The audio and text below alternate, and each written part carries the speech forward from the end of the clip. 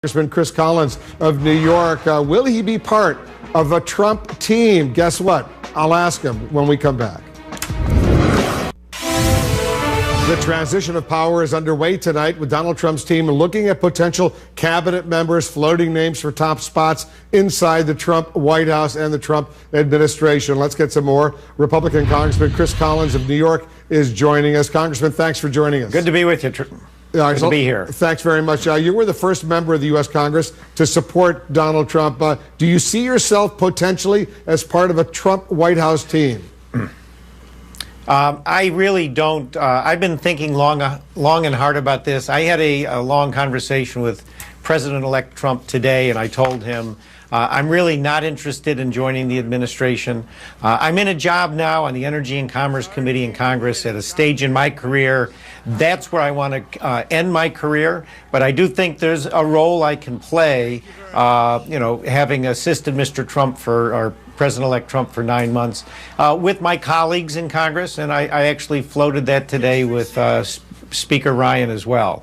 So I do think I'm going to have a role to play, but I don't see myself at this late stage of my career, which has been quite varied over 4 decades, going and taking something in the administration. I want to stay right here in Congress and conclude my career as a congressman. So tell us how that call went. What did you discuss with the president-elect? Well, he and Ivanka called me. I was quite honored to have gotten that phone call to thank me for everything I've done. We reminisced about the campaign from February 24th when I endorsed him to, some spots where you and others put me really on the hot seat from time to time. He certainly was watching, and we chatted about those things. We also, as I said, talked about what's going on in the administration. He asked me, actually, was I surprised last night? And I said, Mr. Trump, no. If you remember, on February 25th, I drew that exact path of victory, going right through Pennsylvania and Ohio and Michigan. I may have missed that one, but I went up into Wisconsin. So I said, I knew the feelings and the mood of the working class men and women in the Rust Belt that lost their jobs. I knew there'd be massive turnout, irrespective of party loyalty. And so I said, no, I'm not surprised, but I'm also quite happy it's over with. I was a little worried about Florida. So it was just a very nice, comfortable chat, but I did make it clear I want to stay in Congress. I have a role to play on Energy and Commerce, Health Subcommittee, Telecommunications and Oversight. That's what I enjoy doing. That's what I signed up for 4 years ago. I'm honored now to be doing it for 2 more on the #1 committee. So I think we've got an opening here where I could be maybe a go-between between Mr. Ryan and Mr. Trump. And, I think that's a role that I would do very well at. Did you get a sense of what role Ivanka might play in the Trump administration? Well, Ivanka being, her dad's daughter, I think he always has respected her opinions. As you do your family members, I think she's got a special place as the daughter. So I don't think she's going to have an official role or title, but I think she'll always be the family advisor that I'm sure Mr. Trump will appreciate, as well as his sons. You're a business guy. How do you think, as President of the United States, he actually separates himself from a huge business he's got? Trump, all the Trump businesses, they're enormous right now. How does he separate himself from all that? It's really not that hard. I have done it with my own private businesses. I have partners that are running those companies. They don't need my day-to-day input. And, it wasn't like Mr. Trump was running one particular hotel. His family's been very involved.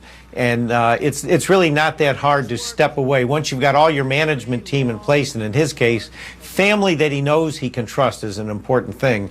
So it's much easier than you would think, especially with his family around him, to let the professional managers do the job, just like he's going to look at his cabinet officials to give him advice, whether it's the Secretary of Defense, Treasury Secretary, or et cetera. That's what a CEO does. He gets a lot of balls in the air. And Mr. Trump made the decision he was going to prioritize our country, put America first, and now that he is going to be president, I don't see any bumps in the road. road there at all. I wonder if you have any sense on whether Melania Trump, Donald Trump's wife, will actually move to Washington, live in the White House. I asked the question. They have a young son, Barron. She has made a point that her primary responsibility now is raising Barron, making sure he does well, keeping him out of the spotlight. Do you have any idea whether or not they will actually come and live in Washington? She'll uproot him from his school in New York. Do you have any sense of that? We see Barron on the stage last night with Donald Trump and Melania Trump. You see him right there. Well, I don't have any inside information, but I would just say, what kid wouldn't want to live in the White House? My goodness. They have movies about things like that, and they are a very close family, so I don't have any insight, but I would think Barron would want to live in the White House, frankly. Do you see? You say you want to be a liaison between Donald Trump and the House Speaker, Paul Ryan. I assume you think Paul Ryan is going to keep his speakership. Oh, there's no question. We have elections next Tuesday. We'll go through the process on Monday. We were on a conference call today. I think that's a slam dunk. I don't believe there's anyone even running against our leadership team. Heck, we're coming back with 241 members when most of the pundits thought we'd be coming back with 225 or less. Our team has done a marvelous job. Paul Ryan raised incredible sums of money to help our folks withstand a barrage coming from the other side. So he's well respected. I don't even see a challenge to his leadership, and I think we will select him next Tuesday. The Senate Majority Leader, Mitch McConnell, he wouldn't say today if he actually backs Donald Trump's plan to build a border wall with Mexico and have Mexico pay for it. Mitch McConnell said it's always a mistake to misread your mandate. Does Donald Trump have Congress's support for an initiative like that? Well, he certainly has my support, and if you look back a couple, 3, 4 years ago, Wolf, Congress did pass a law and actually appropriated money to build a wall. It may not have been the exact wall that Mr. Trump's talking about now, but it's a normal thing to have some kind of physical barrier at your border. And, we'll see how it plays out, but I think everyone's got to say that was front and center. Bringing our jobs back and building that wall were front and center in his campaign. And I'd be a little surprised if any Republican at this point, with what we've accomplished, the House, the Senate, and the administration, would stand in the way of pretty much his signature pledge to America that he's going to build a wall. I know I wouldn't stand in the way of that, so I can't speak for Mitch McConnell, but I think most Republicans say, let's go ahead and build the wall. You honestly believe Mexico will pay for it? In one way or another. I mean, look at the trade deficit that we have. They are dependent on our economy. So I think we call all the shots there, Wolf. There's no two ways about it. If somehow their goods are not going to flow across our border, that would devastate their entire country, their economy, their way of living. So I think President Trump's holding all the cards to say, if we're going to, have some kind of new trade deal, you, Mexico, are going to have to pay for a wall that will keep your citizens in. That's not unreasonable. I don't know what the final details would be, but Mr. Trump wrote the book Art of the Deal. I think one way or the other he'll extract payments from Mexico towards the wall. Donald Trump has spent many months calling the election system rigged. He's complained. You heard him often talk about that so-called rigged system. Last night, he was elected president of the United States in a free and fair election. Many in that time lost faith in democracy, some of his supporters, when he kept talking about a rigged election. Was that irresponsible to suggest that the system is rigged? Because he won in a free and fair election. The system clearly is not rigged. Well, I never thought Mr. Trump was talking about ballot stuffing, although we know there are always some instances of folks voting that shouldn't be, perhaps some illegal immigrants voting. I think he was referring to the liberal press that had such a gross bias against him and thoughts that questions in debates were being leaked or even provided. And what I would say was really Trump bashing by some of the networks, unrelenting.